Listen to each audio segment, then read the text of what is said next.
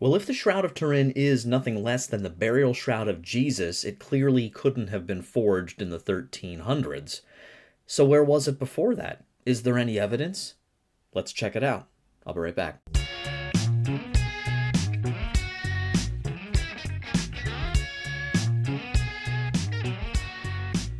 Gracious Gang, it's Mike Creavey from thegraciousguest.org, or The Gracious Guest Show, coming at you here on YouTube. And if you're listening to the podcast version of it, welcome as well. We're so excited to have you here today. If you have not yet subscribed to this channel, or however you're subscribing, if you're subscribing on YouTube, if you're subscribing on any kind of podcast aggregator, please go ahead and do that right now. Please share this with somebody today.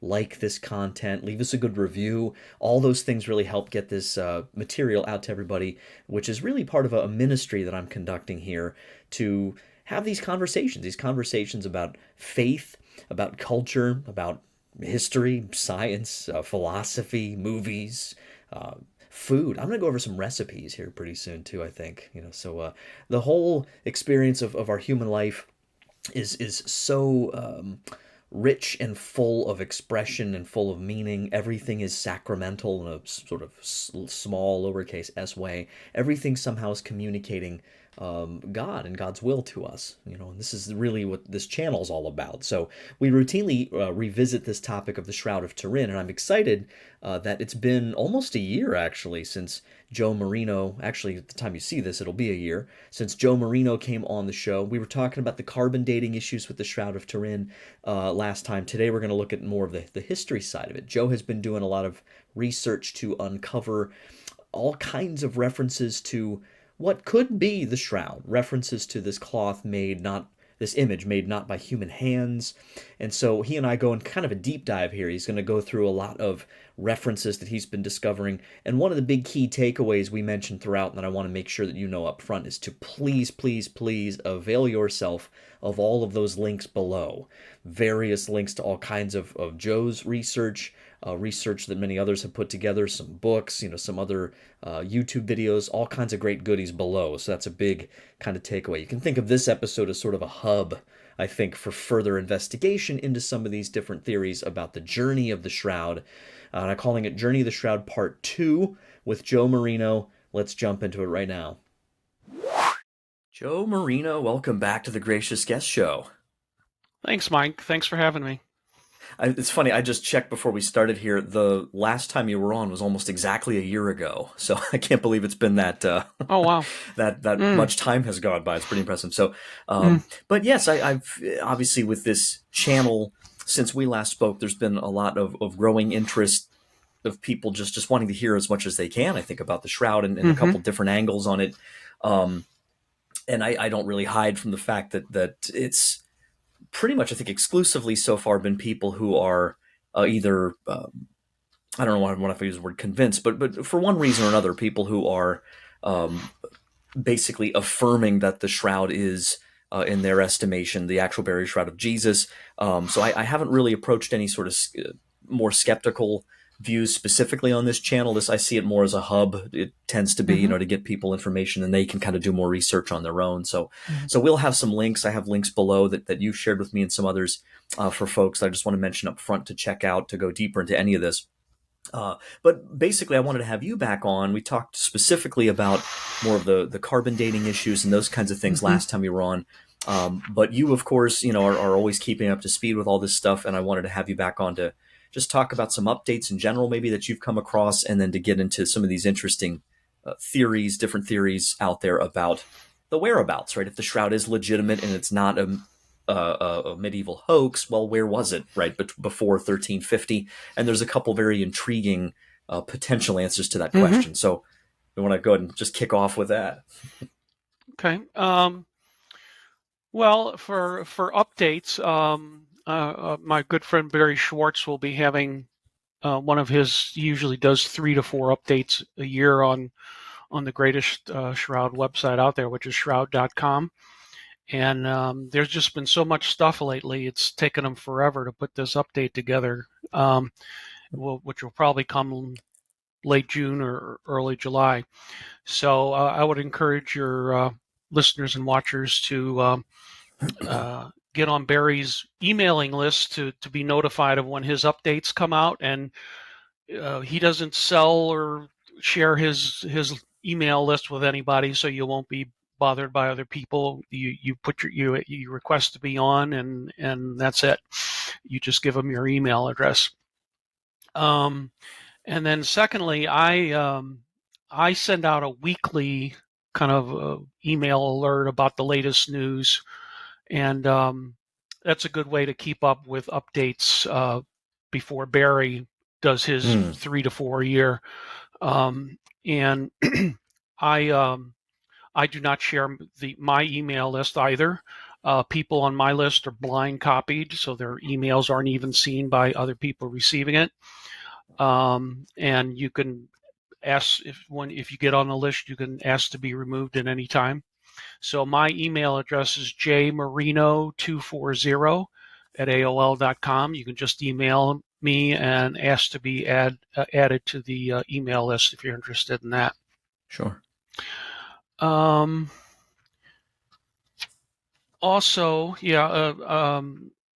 I gave Mike for the topic today, a recent video came out by the group called Real Seekers. That's actually basically one person, Dale Glover. He goes into a lot of depth about the history, the topic we're talking about today. And I think it's about 2.5 hours long. So he goes into a lot of detail. So Mike will be posting that in his notes. That's not, and if I believe about the first maybe quarter of it, or the first sort of portion, it's split into chapters, I think, is more of a kind of a recap of a previous interview. I think, I don't know if you were on there, but I know Hugh Ferry was on there. And so he's going through some of that and analyzing some of that debate, but then he moves into that main section for the majority of that 2.5 hours. Yeah. Dale goes into a lot of detail on his various topics. So if you're interested in more detail about the history, I would suggest that that's a good source, that video. I'm getting a new Shroud book today by Dr. Gilbert Lavoie. It just came out. It's called The Shroud of Jesus and the Sign John Ingeniously Concealed. So he addresses the topic of, a lot of people say, well, if the shroud existed, why didn't the evangelist mention it and stuff? And he goes into some detail about that. So I recommend that book. And then another book is coming out. It's not out yet. I think it's supposed to be out by the end of the month. And I highly recommend this one too. I read the manuscript before publication, and the one downside to it is it's very expensive. I think the list price is about $80, but it's by Michael Kowalski, who's the current editor of the British Society for the Turin Shroud newsletter. And his book is called The Shroud of Christ, Evidence of a 2,000-Year-Old Antiquity. I think if you go to Amazon, you can pre-order it now. Again, it's very expensive, but that publisher, I've had several books in that series, and it's very high quality hardback, glossy paper. It's expensive. I think I've seen that series before. Is that Giulio Fanti? I think did some books with them. He's the editor, correct? Oh, he is. Okay, right. Okay, yeah. Yes, they look very high quality. So there's three out, I think now, and then Teddy Pappas is coming out with a book, hopefully later this year, called The Blood of Christ. Mm-hmm. And then there's going to be 2 more books out by Larry Stolley in 2024. He's a expert in Greek and biblical languages, and he's very erudite. So when those 2 books come out, those would be recommended. And you might want to think about getting him on your show at some point. He's very good. Sure. What, I'm sorry, what was his name again? Larry Stolley, Stalley. I can send you his email address if you'd like. Wonderful. Yep. So, yeah. So it's interesting when I was listening to Dale's video the other day, he kind of mentioned that he originally didn't get into the history too much. Mm-hmm. And I was sort of the same way. early on, I mean, I've been studying the Shroud for over 46 years, but when I first started studying it, I wasn't all that really interested in the Shroud. I guess I kind of had the attitude that I felt there was enough evidence, scientifically and otherwise biblical, and um, to to determine that it was probably authentic. And history can get very murky, Right. and my philosophy sort of was, well, if it's authentic, it had to be somewhere. Right. Um, It's enough but said, right? over the years, though, I've just managed to go into a lot of detail in most all of the aspects because I just find it so interesting. Right. Um, and it's worth pointing out, I think, that you've had Cheryl White on. She's wonderful. I love listening to her. Mm-hmm. And she points out the need that historians want primary sources, primary documents. But I always sort of express, and I don't think she'd disagree with me, that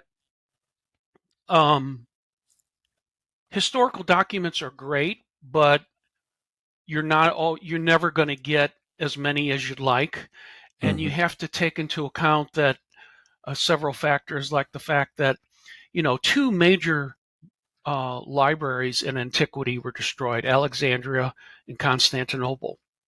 And who knows how many documents were in those libraries pertaining Right. to the Shroud, and they're just lost to history.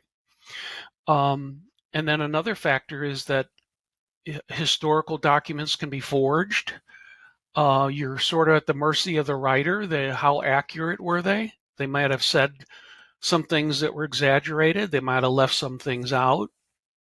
So history is a little, like I said, nebulous or murky at times, and it's rare probably that you can make any historical case on some subjects, just because it's the evidence just isn't as strong as we'd like it to be.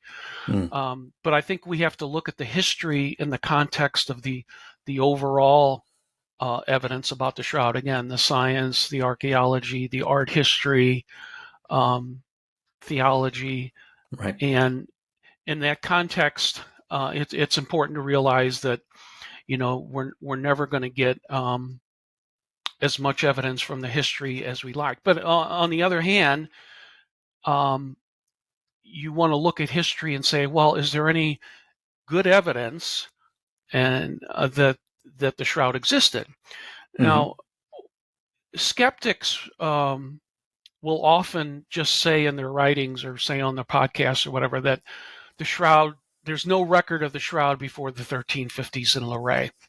Right. And I think some of them are just not knowledgeable about history. I think some are probably going to be they're intellectually dishonest by that they know of other references about the burial linens, but Mm-hmm. won't refer to it to kind of make their own case stronger. So, I'll make an obvious point. You're not going to find the phrase Shroud of Turin before 1356 because Right. didn't become known as the Shroud of Turin till the 1570s. Right. So, Right. if the Shroud existed, as Cheryl has pointed out in some of her writings and podcasts, we have to see if it's in history under another name. Mm-hmm. And we do have some very plausible and fairly um, compelling evidence that there are some clauses in history that certainly could be what we know today as the Shroud of Turin. There's no knockdown proof of that, but I think the sheer quantity of evidence there points to the possibility that the Shroud probably did exist. So last year I went through um, all the different references that I could find in history, and I put together a paper. Um, and I think I came up with it's about 55 pages. It's available on academia. Mm-hmm. Um, and I went through it century by century and listed various references. Now, I specifically in the title, I didn't mention shroud. It's called Documented References to the Burial Linens of Jesus prior to the Shroud of Turin's appearance in France in the mid 1350s. Because we have the face cloth and we have kind of general description. So I didn't call it shroud before 1350, but that's of Right. course included in the generic term burial linens. So my purpose there was to say, okay, here I list them by century and the different references to burial linens, and basically say, okay, not everything I list here probably is the shroud, but some of them could be. Mm-hmm. So I was able to come up with at least one reference in each century, starting with the second through the first half of the 14th century. And then when it appears in Lorraine in about the 1350s, then we have a clear documented history of the shroud from then on. So Sure.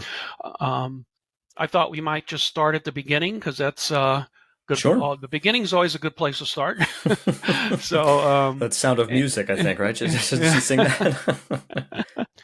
So the second century, we won't go into the first century, the gospel references, because that's probably a topic by itself.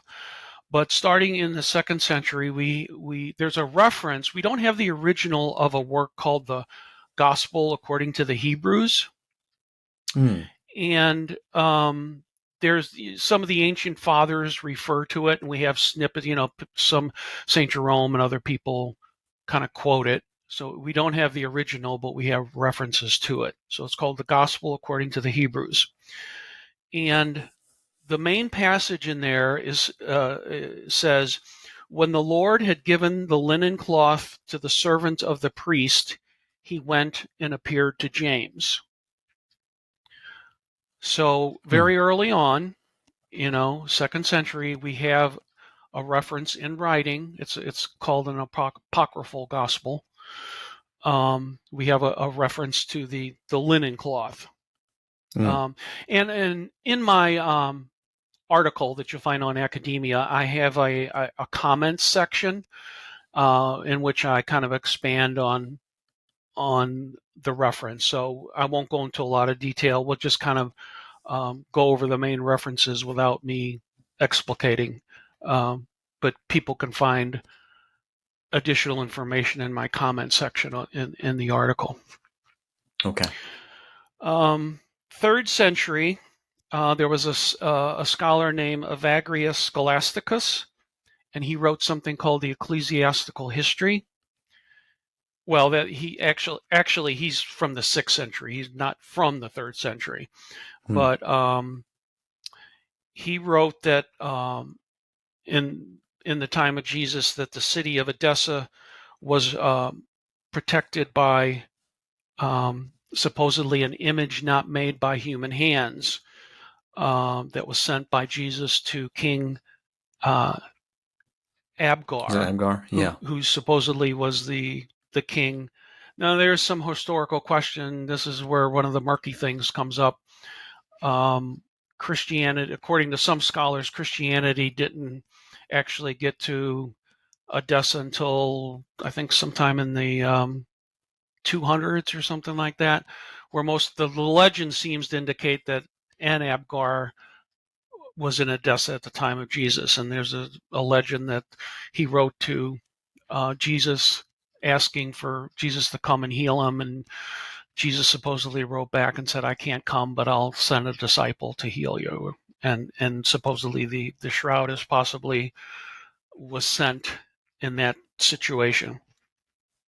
But there's a reference to King Abgar in something called the Hymn of the Pearl, which is dated to about 216 AD.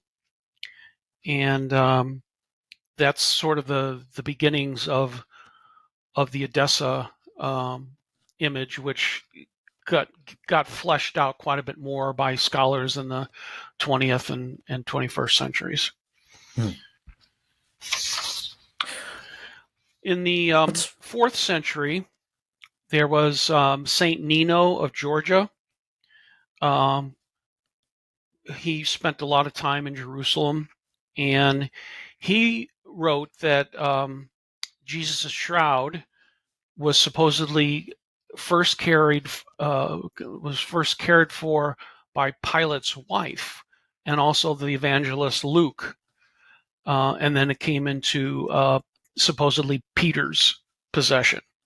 So that is 4th century. And Larry Astoli that I mentioned, he goes into quite a bit of detail on in some of his papers.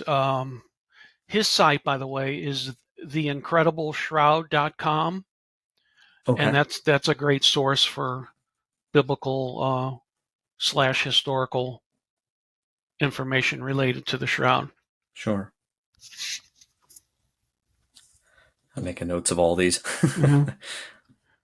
It's hard to keep up with all the sources. Yes. It's amazing how much material there is out there, especially considering the shroud hasn't been tested directly for so long. Right. Also, let's see. Also in the 4th century,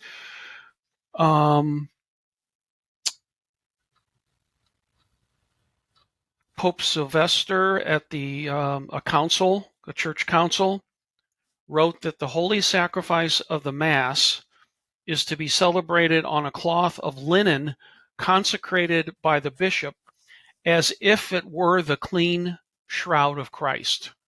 I mean, that's pretty significant. And that was established at the council in 325 AD. Okay. That's is it Nicaea or around the same time as Nicaea? Around the same time. I think it's right. It's the baths of Trajan, I think was what the council was called. It's not one of the better known ones, but yeah. Okay. Yeah, but it was very close to the time of Nicaea. And then also still in the 4th century, we had a Spaniard named Juvencus, who was a priest, and he wrote around 330 AD. And he wrote about, he mentioned the material used in Jesus's burial, and he just basically has a reference to it being woven linen, which the shroud is. And the Gospels just basically, Matthew, Mark, and Luke refer to it as a linen cloth. Right. And again, I think that's just to maybe mention there too, that there's been so much on this out there, but the importance of, Jewish law at the time and burial rituals. And there's a lot of interesting stuff out there I've seen on that lately that I want to pursue more as well. Again, not smoking gun proof, but one of those things where, like the cubits argument too, that some people make about the measurement of the shroud of cubits, these things that, as I tend to think of evidence, something that if it were legitimate, you would expect this to be true, or if this somehow contradicted, something we know about the times or those kinds of things, that might be a gap of some sort, so that's just something I wanted to mention too. Yeah. And there were actually several types of cubits used in 1st century Jerusalem. So like everything that there's a special problem related to the research when you're trying to do it because of the murkiness of history. Right. Yeah. All right. So we're still in the 4th century, and there's a passage. It's quoted as saying, "One or more deacons spread a linen cloth which covered the whole altar." So various writers refer to that. The Eastern rites have very elaborate liturgical ceremonies related to this day, to the burial cloth. So that quote was from Bishop Theodore of Mopsuesta, who was in Antioch. He lived from 350 to 428. And so it was in a catechism at the time containing instructions before Mass was celebrated. All right, we still have a few more in the 4th century.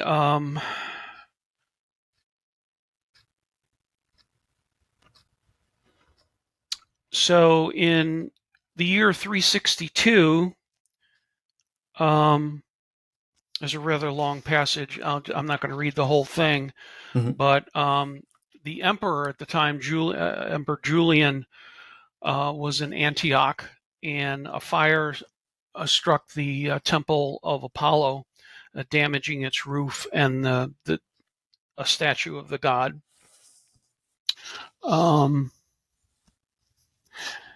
And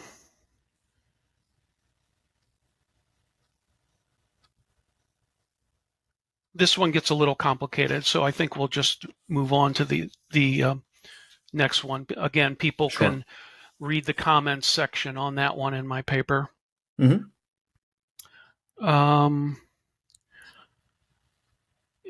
Athanasius of Antioch, still in the 4th century. Now this is a real interesting one, and I think Cheryl is focusing a lot of attention on this one.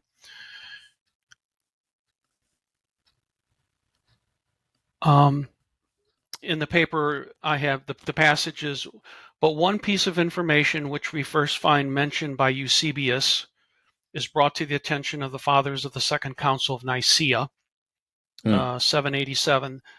That's the council that condemned iconoclasm. A letter was read there, and the letter appealed to the authority of St. Athanasius, who died in 373, and it referred to a miraculous story of an ancient icon which bore the image of the entire body of Jesus. It was said to have been in the possession of a Christian, and then became into the hands of a Jew in Beirut, in Syria. So the quote from Athanasius is, excuse me, in the 2 years preceding the destruction of Jerusalem by Titus Vespasian, the faithful were warned by the Holy Ghost to leave Jerusalem and go to the kingdom of Agrippa, still allied to the Romans. Thus, going forth from the city, they took with them their most precious objects. This is how the images and other sacred objects were taken to Syria, meaning Odessa, and were to be found there. So iconoclasm, for your listeners, refers to a movement that targeted religious images as idolatry, and they sought to literally, destroy them. So obviously a linen cloth with an image on it would, an iconoclast would say, "Oh, that's bad news. It contravenes the dictum or the order not to make graven images, so we have to get rid of it." But others, obviously fought to keep the whole idea of exhibiting images and statues in churches, and fortunately, it did. That did survive down to our own day.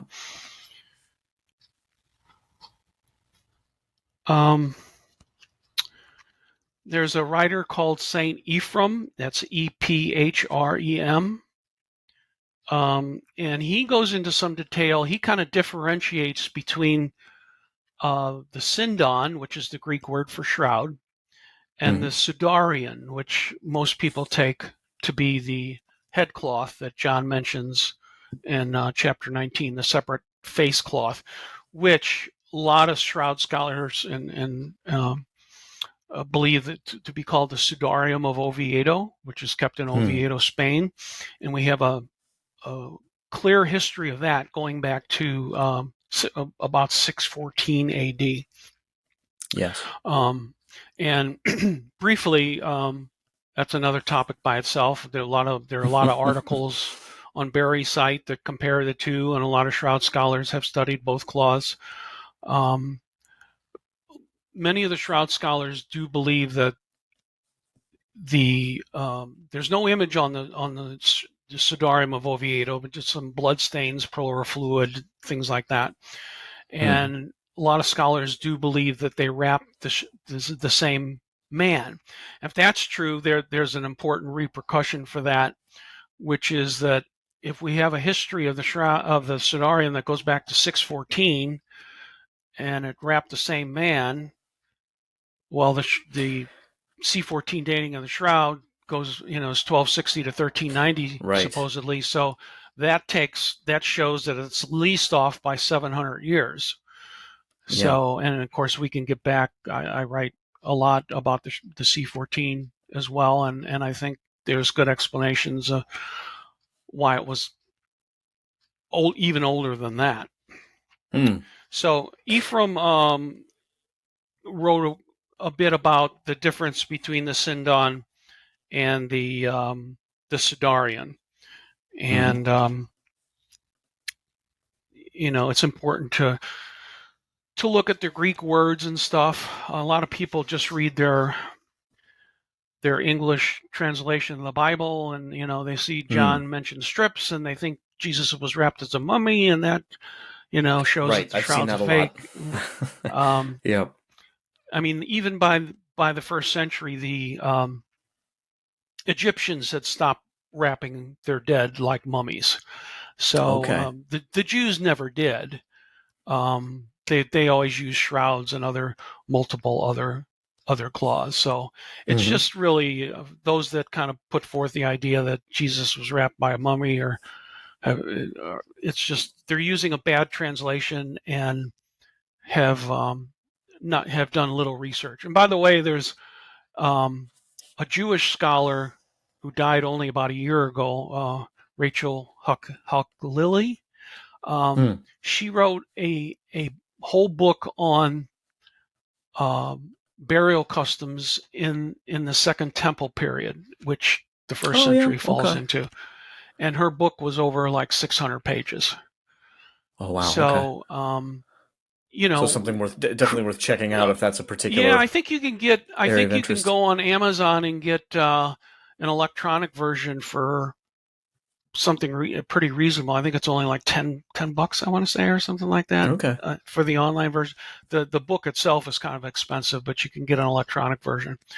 But it's important, Christianity is based on Judaism, and I think a lot of people don't care or aren't aware of the historical background of Jesus being a Jew and coming out of that. And you do have to look at those customs to make sense of the shroud.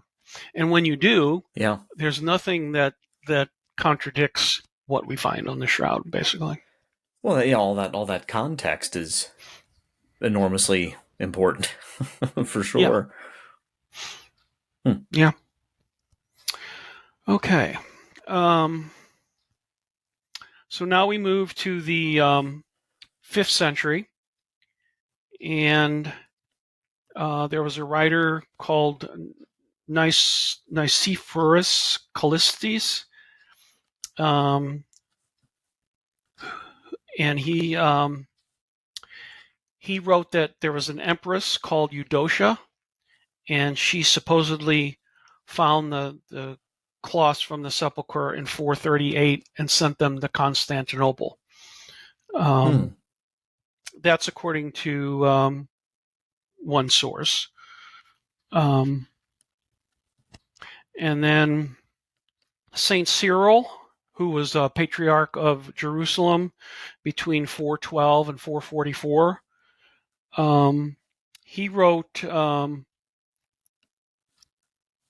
about the shroud, the bandages, and the sudarium.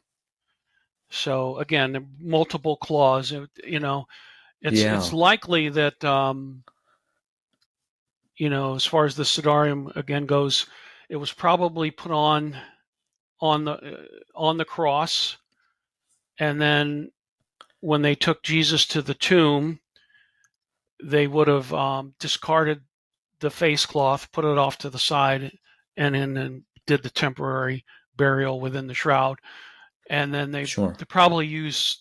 There probably were some linen strips used, but just to um, keep the body enfolded in the shroud Hmm. itself, so that it wouldn't fall out if it was moved, sort of thing. Gotcha. In other words, that Um, wouldn't be that wouldn't be a contradiction. Getting back to the cloths right, plural contention that some folks bring up. Okay. absolutely, yeah. Um, in the 6th century, I have a rather long passage from Jack Marquardt's recent book called "The Hidden History of the Shroud of Turin." Also available on Amazon. I would highly recommend that one. Um, Hmm. at that time, there was always a long tradition in the church of the Greek word is hard to pronounce. I always butcher it. So it's the English translation is not made by human hands. Mm-hmm. There's the I church know. has always had I a know which word you're tradition of talking that. about. Yeah. I could try it. Arcaria poetus. Arco. That was close. It's Yeah. that sounds good. Yeah. Um, so the quote there is very long. So again, I'll refer people to the my article to get the detail on that one.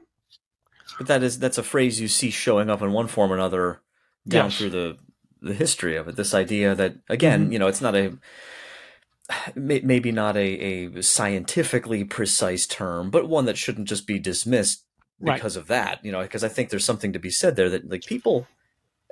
I sometimes I don't want to go too far off the trail here, but I sometimes wonder if there's not a um, kind of a modernist almost sort of bias sometimes where we Hmm. sometimes are so quick to dismiss people back in time because surely, Hmm. and I don't think we consciously think this way, but I think sometimes we betray this sense that, well, people who lived before the time that we happen to be here now, well, they didn't know all the things we know, and that kind of thing. I just think that's kind of snobbish, quite Hmm. frankly. First, like, I think even if the average person might not have, there were plenty of educated, smart, talented people back then who knew the difference between paint and Right. not paint.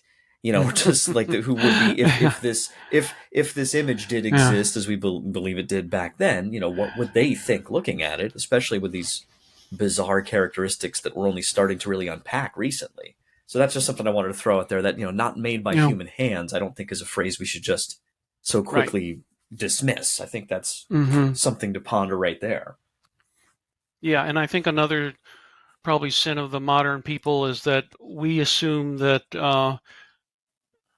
people back then thought like we did, and they didn't. They lived in a different time and a Mm-hmm. place, and we need to make an effort to get into their thought process as best as we can, given their Mm-hmm. circumstances, and not impose a 21st century Western mindset on Yeah, Middle Eastern people and such. Because it's different. sure. Culture makes a Yeah, difference. You know. absolutely.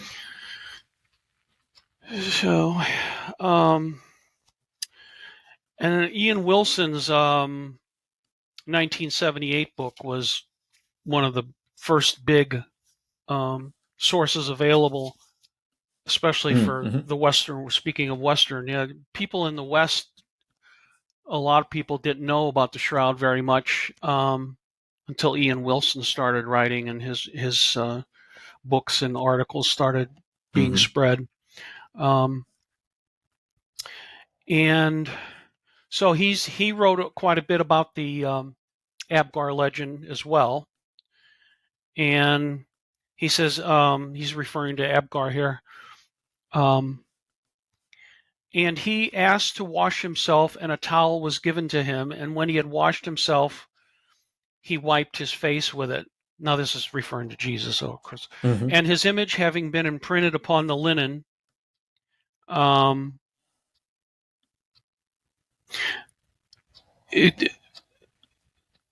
Wilson uses the word tetradiplon here, which means folded in four. And Mm-hmm. if you do that with the shroud, only the face shows. So it kind of makes sense that in those days you wouldn't expect. I mean, we show it in our own day, completely folded out. But if you were Right. in those days, if you were trying to display it or something, there's the logistics problem. And if you wanted to show it to people, you probably needed to fold it so that it was more portable and you could carry it around easy. So if it was doubled in four, so not only the face was showing, that ties into the whole image of Odessa and references to that being a facial image only, although we do have other references that refer to it being a whole cloth. So this is that passage talking about Jesus washing his face and putting a towel to it. That seems to be the beginnings of a possible tradition in which the shroud was pretty much kept folded most of the time and shown only as a facial image most of the time. We have to remember that the shroud would have been a prized possession, and whoever had it at the time, if they did show it, they were going to, kind of keep it close to the vest, and it was going to have limited exposure and whatnot. I mean, we're used to in our day the shroud being shown 4 or 5 times a century or something, but in those days it was a private possession by rich and powerful people, and they could sort of do with it what they wanted.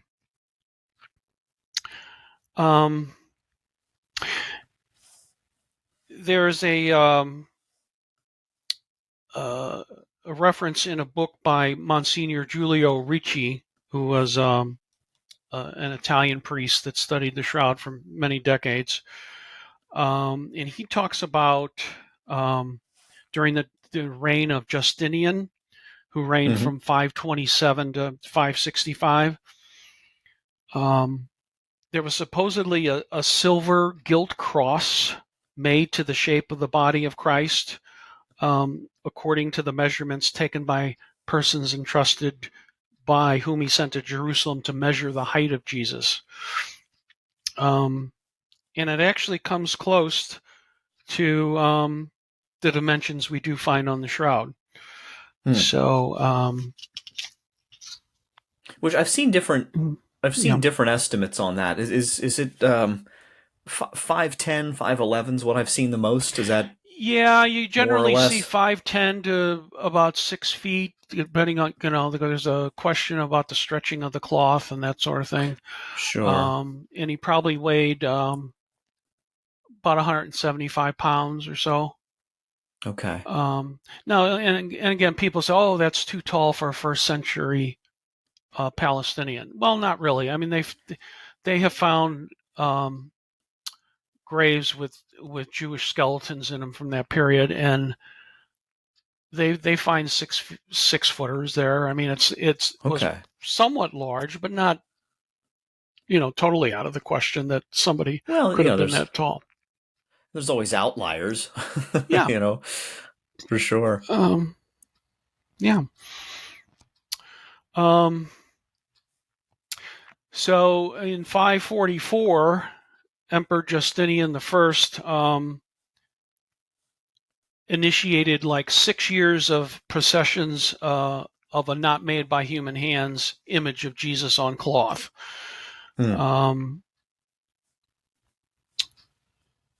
And Jack Marquardt believes it could have been in a Cappadocian village called Camuliana.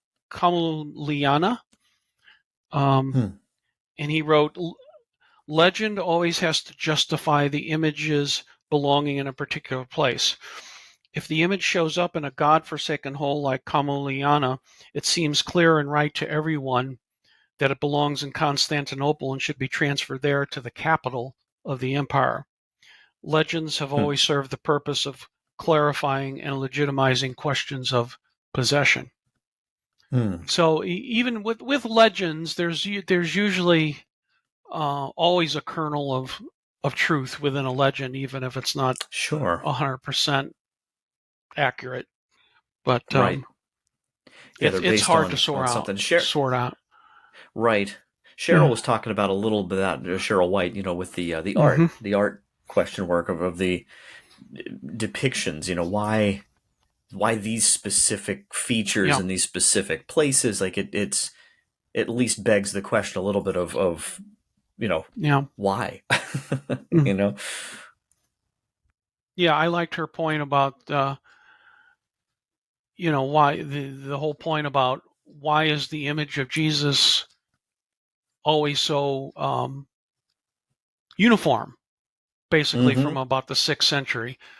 And it's likely that if the shroud did exist at that time, there was just sort of a general acceptance that this was the real image of Jesus, and this is what we ought to use as the basis right. for our paintings. It's one thing if it's one thing if you've seen it and you have reason to believe it's real, so then you try to depict it accurately versus hey, I think he should look like this.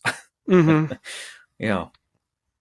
Yeah, early on we had the kind of the Greco-Roman depiction of Jesus, but once, if you look at the proposed history of the shroud, and once the image became known to the wider population and artists had access one way or the other, he gets depicted very much like what we see on the shroud today. And as many people point out, if you see a picture of Jesus and if people see the shroud for the first time today, they just kind of say, that's Jesus. That's just the typical depiction of him. And that probably comes down from the historical data that we have.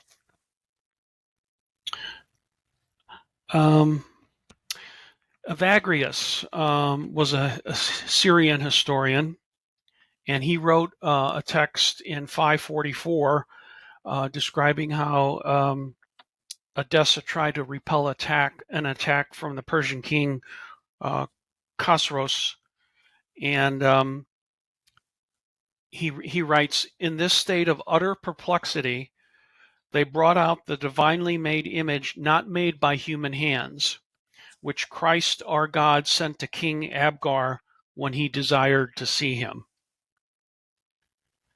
So again, that Abgar legend pops in and out throughout history.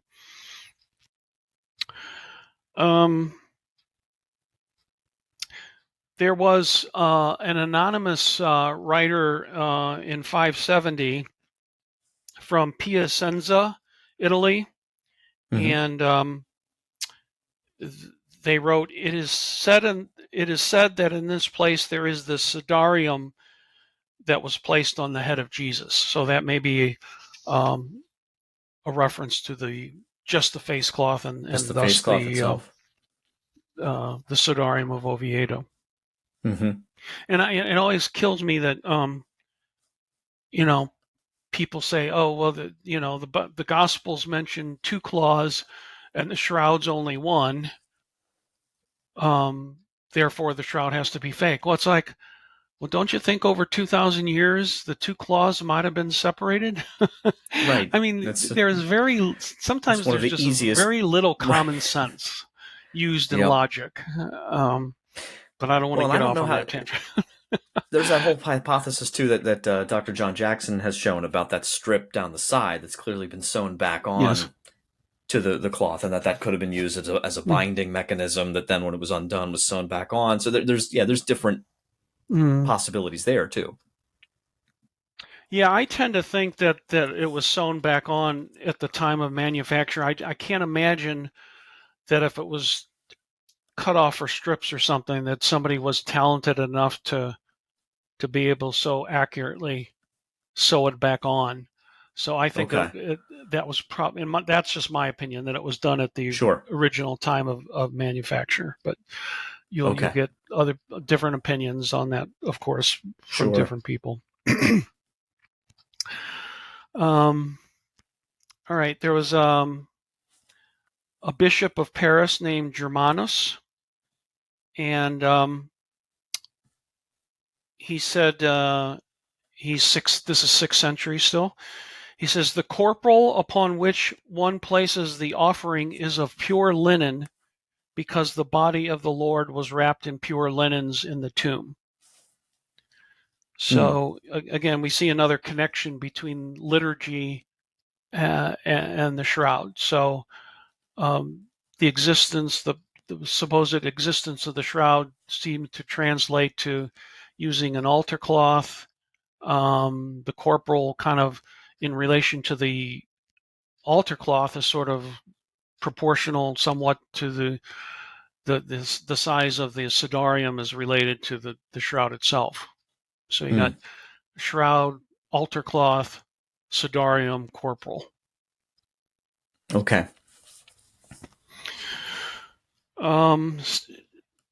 There's a patriarch of Constantinople named John, and he wrote that the linen which one spreads upon the holy altar is the symbol of the shroud.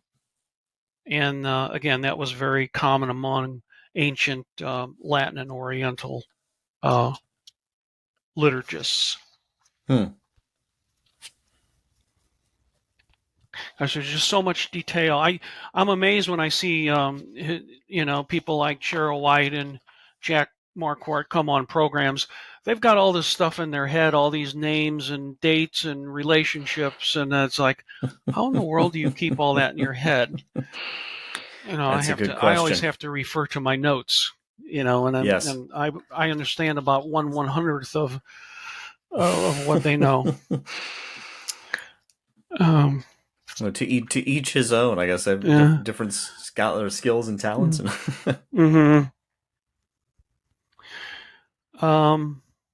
There's a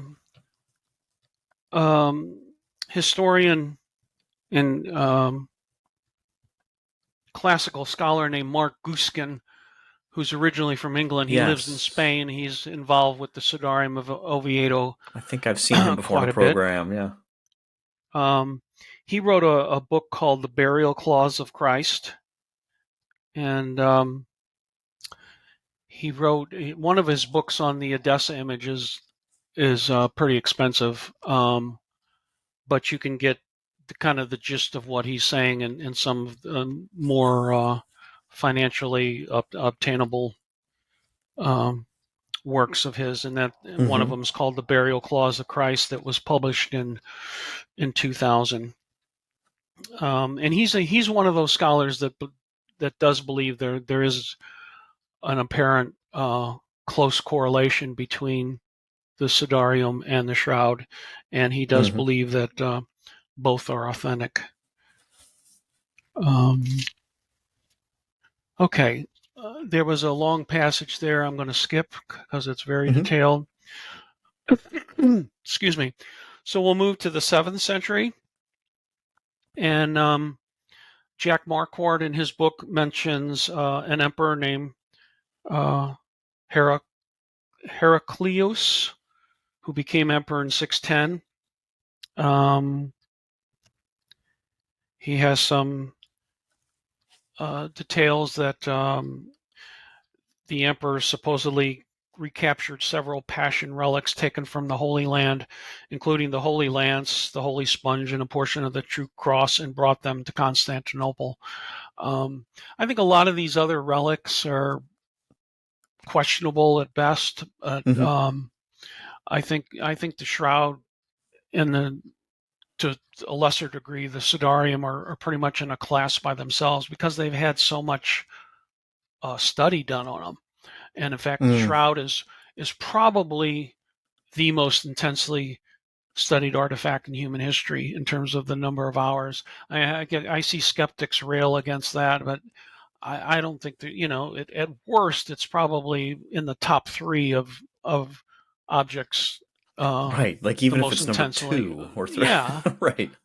It's like, so that because it's not number one, that negates its Yeah. authenticity. It's like skeptics tend to just grab for straws and say, "Oh, see, this disproves that." Um, so good.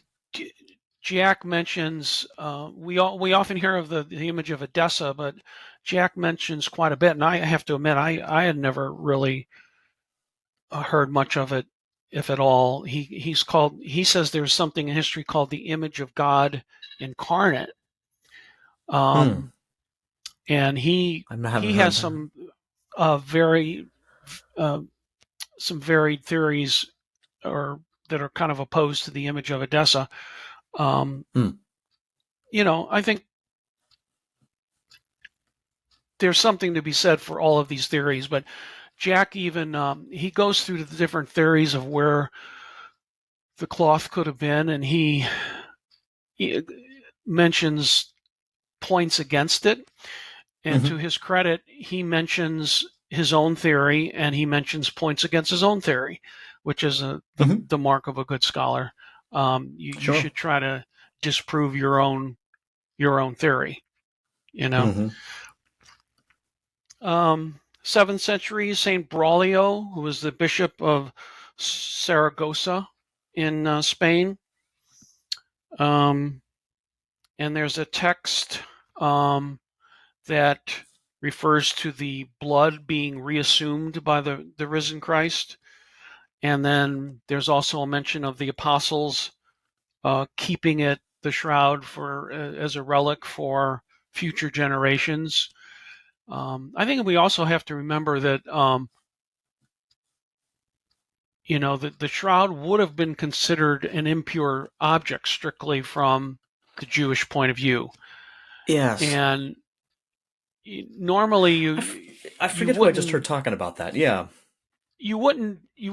Barry Schwartz likes to say, you wouldn't run out of the tomb and say, look what I found, if you've got an impure Mm. object. So I think they would have wanted to keep it because they knew it was important, but on the other hand, they wouldn't want to expose or unnecessarily expose it. Well, and they're But all they there. would They have are. kept it. I think we forget sometimes. We get this notion of the apostles on Easter Sunday, like having a 20th or 21st century Easter Sunday service, and it's Yeah. they're observant, pious Jews. They didn't sort out the whole dietary law thing for quite some time after Mm-hmm. this. So they're, and it says in scripture they're still going to the Yeah. temple and praying, and so yeah, that's something that's easy to overlook. Yes, it's Jesus, but you've been raised your whole life to be this observant Jew. You're not going to go running Mm-hmm. around with a unclean burial cloth Mm-hmm. according to Jewish law. Yeah. Oh. So St. Braulio says, in those apostolic times, many things could have happened which were not written down. I always like to quote to people, if something's not in scripture, I always refer to the passage in John where he said, toward the end of the gospel, at the very end, where he said, not all the things that Jesus did are written down here. If they were, it would fill all the books of the world. Well, they're saying Mm. there, we can't put every last detail that you'd like, and Right. um, so St. Broglio continues, for instance, the burial linens and the sudarium in which the body of the Lord was wrapped. One reads that they were found, but one does not read that they were preserved. Nevertheless, Mm. I do not think that they were abandoned, that they were not preserved by the apostles as relics for future times. Parentheses, I do not think that the apostles would have neglected to preserve them as relics for future times. And that makes Mm. a lot of sense, and Sure. that text was dated uh, about 650 AD. Mm-hmm. Um, St. John Damascene, uh, he born about 675 and died in 749. He listed the various shroud relics or listed the shroud among relics of the Passion. And he kind of used the Jonah symbolism for the resurrection. So he thinks that the reference to being in the belly of the whale 3 days is very apt for Jesus being in the tomb for 3 days. And then it's not 3 full days, but any part of a day to the Jews was considered a whole day. So you got Friday, Saturday, and Sunday. You got the 3 days.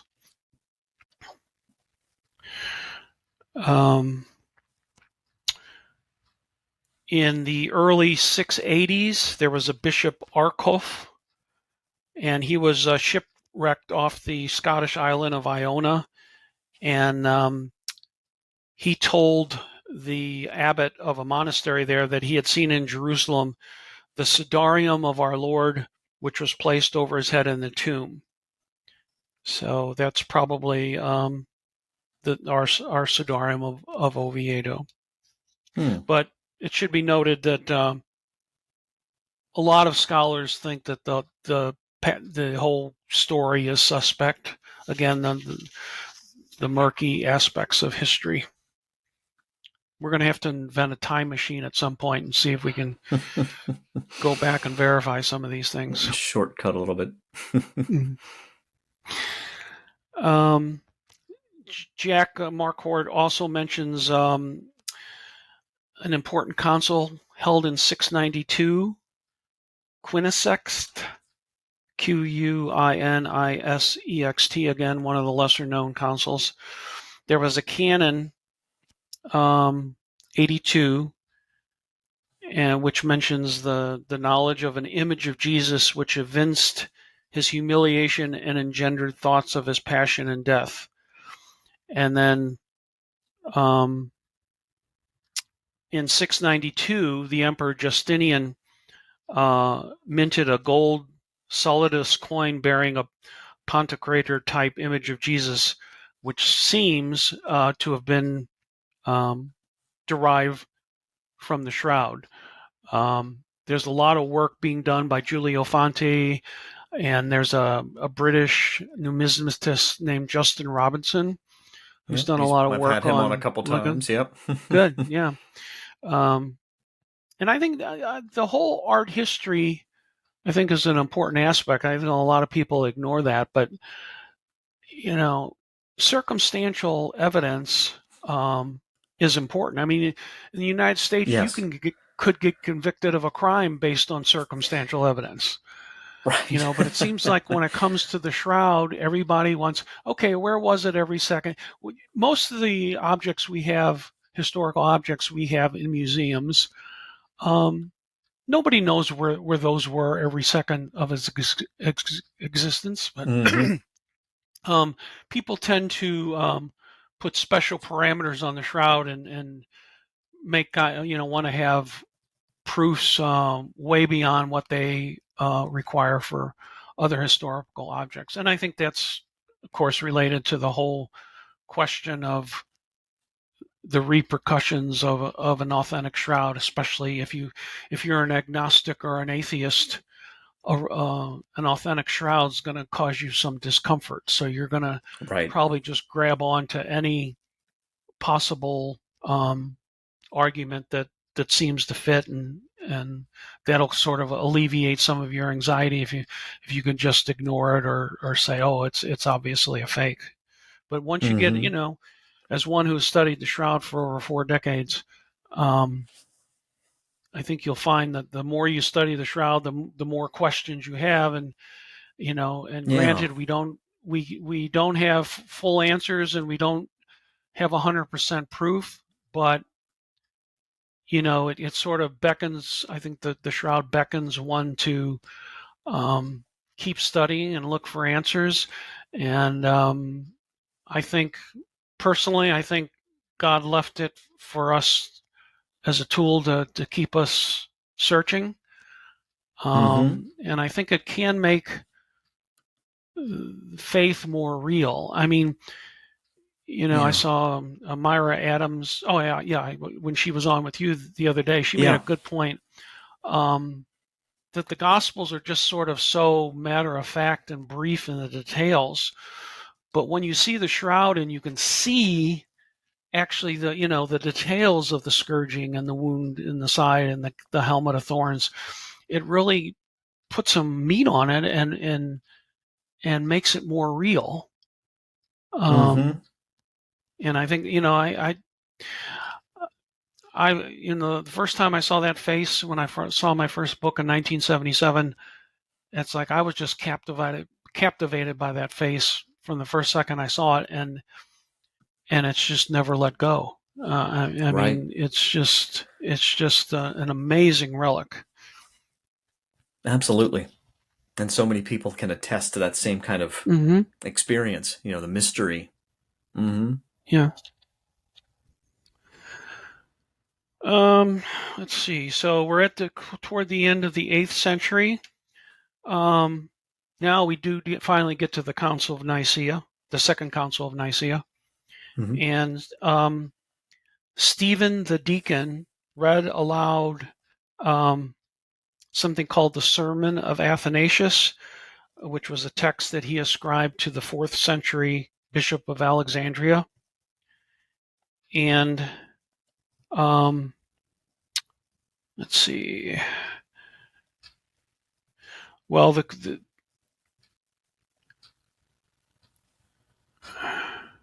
thought I had the quote there, but I don't have that. But he makes another reference here to the image of God incarnate. Again, if one gets Jack Marquardt's The Hidden History of the Shroud of Turin, it's really a fascinating read. And like Dale's video, it goes into much more detail than we can go through here. Mm-hmm. I'm getting all these links gathered here. Mm-hmm.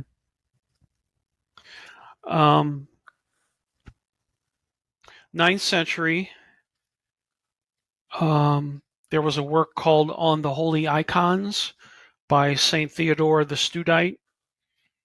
And he wrote, "To clearly grant us his divine features, our Savior, who had been covered with it, imprinted the form of his own face and portraying it, touching the cloth with his own skin." So that was composed sometime between 814 and 826. And again, this is connected with the Abgar legend.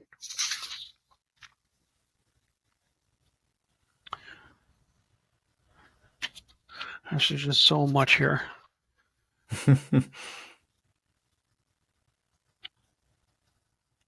All right, let's go to an important one in the 10th century, and this is from Ian Wilson's 1978 book.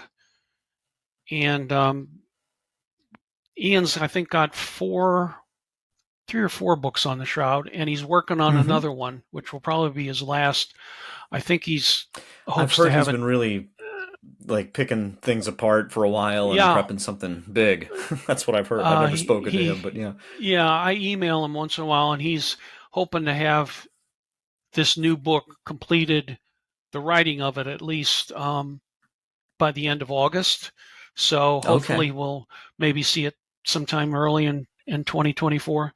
But any book by Wilson is highly recommended.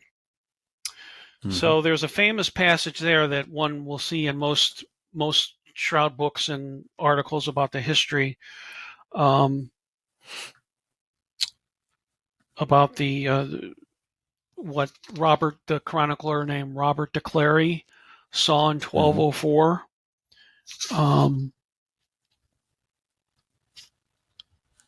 Where he says every Friday an image was raised up so that one could clearly see the image of the Lord. And as you mentioned, I think on one of your podcasts, John Jackson has been working on trying to show the actual device that they may have used to show that. Is this at all related? Now, this would be an Eastern liturgy, which is a little different, of course. But I've heard, on the skeptical side, like I've heard Hugh Ferry make a reference to this. What's it called? I had a note here: the Quem Quertus Passion kind of play, right. and where this was a common thing, and at least in sort of Latin, uh, you know, Catholic circles, of the time, to have this veneration of this duplicate, image. But I wasn't super. It was an interesting idea. I didn't really think that at all accounted for the features and that sort of thing, of course, on the Mm-hmm. shroud that we actually have. Just the fact that there were other cloths or other for liturgical plays like this, usages of the shroud of Jesus, like you'd see in a movie. Basically, it's a prop. But I didn't think that was necessarily a very convincing argument, just the version of it I heard. But would this be something similar? Not claiming a hoax here, but would this Mm-hmm. be in theory a similar usage in this Eastern liturgy, but ostensibly with the actual burial and Mm-hmm. shroud of Jesus, for this Yeah. veneration purpose? Okay. Yeah, very possibly. Um, I mean, I don't doubt that the um, Quem Queritus was very prominent, as he said, but it seems kind of odd that we only have, if the shroud's one of those fake claws, seems kind of Mm-hmm. odd that that's the only one that survived. I think it makes more Mm-hmm. sense to say, well, the shroud has survived because it's authentic, Mm-hmm. you know. Yeah. Um, but Wilson mentions, when the image of Odessa got to Constantinople in 944, some of the descriptions, we have a couple really good descriptions, which I have later on in the paper, which we're not going to probably be able Mm-hmm. to get to. Some of the descriptions, like by the emperor's sons, and saying it looks blurred and appears to be a moist secretion without artificial coloring or stain. Mm-hmm. Some of those, if you think about the shroud, looking at it with the naked eye, those fit pretty well. Mm-hmm. Um, so um, yeah, I think Well, there's and again, like, because it is good. faint. The image is very faint, and I've Mm-hmm. heard people say, uh, that yes, it's certainly possible the image has degraded and it would have been more visible back then, but that's complete speculation as far as I can see. Like, because there's, I mean, Yeah, there's no way for us to know what it might have looked like 800 years right. ago versus now. Maybe it was just as faint back then, or still very difficult to see. So that's a possibility. Mm. Yeah, a lot of scholars will say that the background is degrading to the point where eventually it'll blend in with the image and we won't be able to see it. Mm, I guess scientifically that's possible, but my own personal opinion is that God will use His magic wand to keep the image there, so that it, people, it has it has as a we talked reason if about. it's Yeah, right. I mean, if He wants to preserve it for all generations, it seems kind of cruel to leave it for so much time, and then at some point, whoops, science took over. We lost the image. Too bad. Hmm. I think He's gonna preserve it for everybody as long as Hmm. we're here on the earth. So, um, now there's a Gregory Referendarius gave a sermon when the image of Odessa got to Constantinople in 944, and he says the splendor has been impressed uniquely by the drops of agony sweat sprinkled from the face. These are truly the beauties that produce the coloring of Christ's imprint, which has been embellished further by the drops of blood sprinkled from his own side, blood and water there, sweat and image here. So Hmm. that seems to be a reference to, if he's talking about the wound in the side, perhaps this was one of the occasions when the shroud was unfolded, and because obviously if you have it folded so only the face is showing, you're not going to be able to see the side unless it's totally unfolded. So that Hmm. may be one of the passages that suggests that the image of Odessa was, in fact, a longer cloth than just the facial image. Okay. So, gosh, we're not even probably halfway through. But And I'm not in any huge rush here, but yeah, I mean, if there's anything in particular that you want to highlight, about this, because we don't have a lot of time to get into it. I recommend people go to the video. Is it Dale? I think you said Dale. Dale Was that his Glover, name? Yeah. So, yeah, the video for a lot more detail on some of these other theories, because I had never heard, for example, yeah, the simony theory before, and that was a really hmm interesting. The yeah, idea that there are these different plausible, that's maybe a good word to use, different, very plausible explanations for how, if indeed the shroud hmm predates 1356 or 1354, whatever, how did it get there? Why was it secret? There are reasons to suggest. But yes, I've had hmm any others that you particularly want to highlight here about these references that are fascinating. I would just mention maybe that there's a well-known, supposedly a letter from 1205 that purports to show that the shroud was in Athens in 1205. Hmm. Um, it seems that I've been seeing lately that I might have been on Dale's video where he mentions that some scholars believe that letter is actually a forgery. So again, that Okay. goes back to what I was saying at the beginning, that historical documents can be forgeries, Right. which makes it hard to discern the truth of a matter if you have to figure out, even if you have a primary source, is this accurate or not? Hmm. So I'm there's a reason I never wanted to be an historian. It's just too complicated for me. um,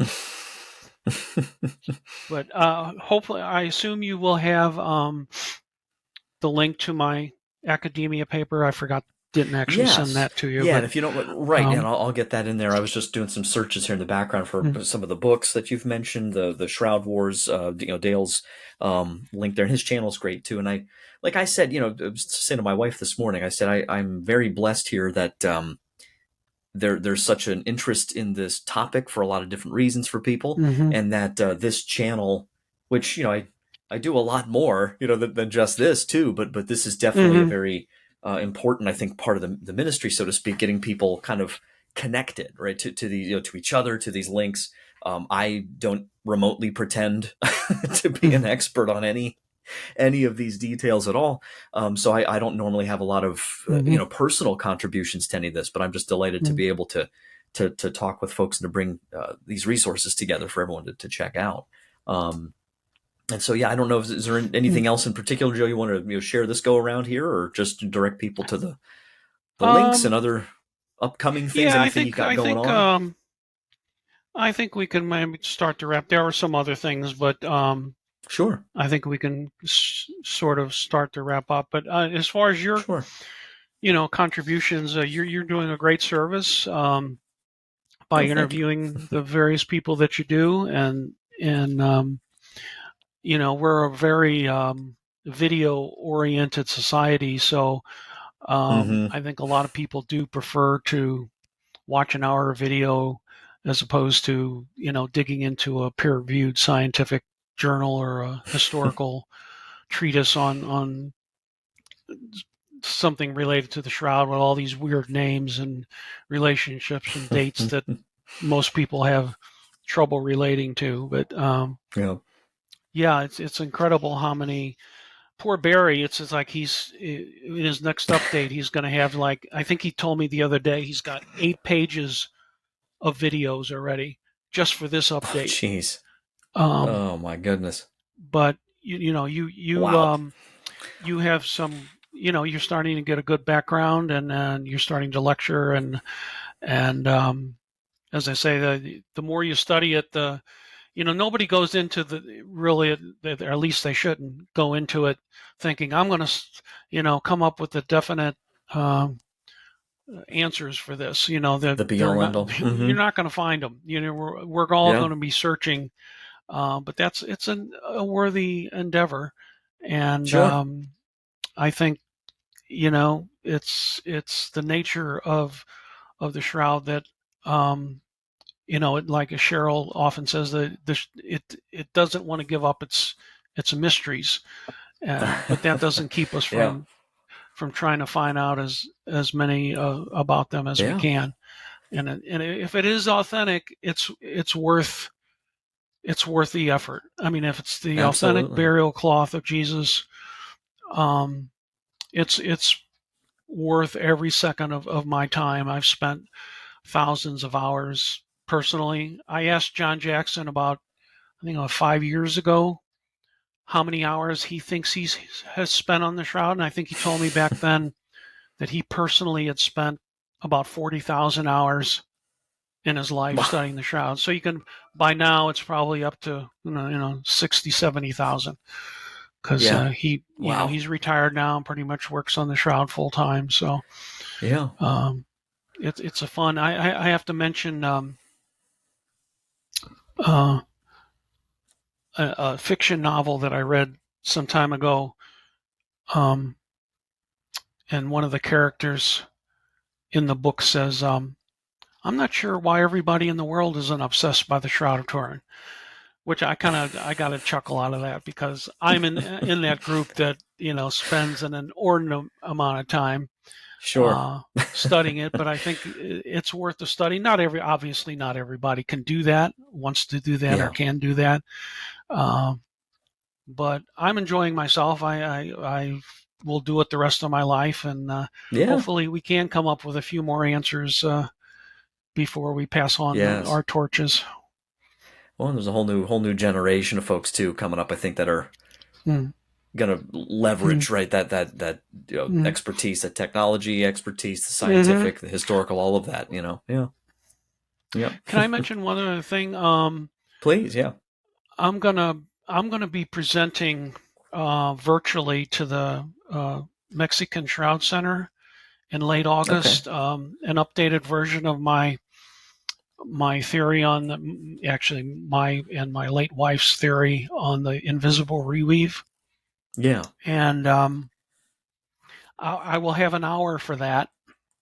And Sure. it's typical that when you give a paper at a conference, if they have proceedings, and when you submit the paper, they let you give an expanded version of it, Mm-hmm. and I don't know Yeah. if they will have a proceedings or not. But what I've Okay. decided to do um, is, after I give the presentation in late August, I'm going to put up on my academia page the expanded version. Okay. And I'm really I was just excited gonna about ask this where they could. because, Yeah. yeah, and of course I will have a listing in my weekly update when that's out. Sure. And I wanted to mention that it's currently it's basically done. It's right now 54 pages, and I have 78 references for the Okay. reweave paper. And it Oh wow. Okay. um, kind of tickles me that people say, "Oh, there's no evidence for the invisible reweave." It's like, well, I didn't make up all this stuff up. I mean, I've got documented references, Yeah. and the Yeah. evidence points to it. We live in an age, though, unfortunately, and I don't want to go off on a political rant or something, but we live in an age where, if you don't like the facts as they are, you just make them up, and Mm-hmm. um, that's where we've come. But I still believe that evidence counts. The skeptics believe that the evidence they have shows that it's a fake. People that think it's authentic think that the evidence shows that it's authentic. Yeah. And of course, we'll still keep battling it out. And I still believe that the overwhelming amount of evidence in favor of authenticity far outweighs the evidence Sure. for it being a forgery. Well, Joe Marino, thank you so much for coming on again. Like a lot of links again. I think the main takeaway here for folks is to dig deeper. And I have the link, including the one I want to highlight, especially your academia specific page on there that has Mm-hmm. basically everything you have up there, and all the others as well. So thanks again so much for coming on. I really appreciate it. We'll catch up with you again soon. Great. Thanks, Mike. It was good to be Yep. with you today. And again, this has been part two of really, well, so far a two-parter, where we're thinking about some of these different possibilities. Again, nothing, no smoking gun, no absolute proof. Part one, when I had Guy Powell, whose wonderful book is out now, The Only Witness, that deals with a historical fictional approach to adopting some of these different possible pathways that the shroud may have taken after the resurrection. And so I also have linked that below. All the other links, definitely want to check those out. I'm Mike Creavey. This is the Gracious Guest Show. Thank you so much for stopping by today. And until next time, don't forget to wonder. Take care.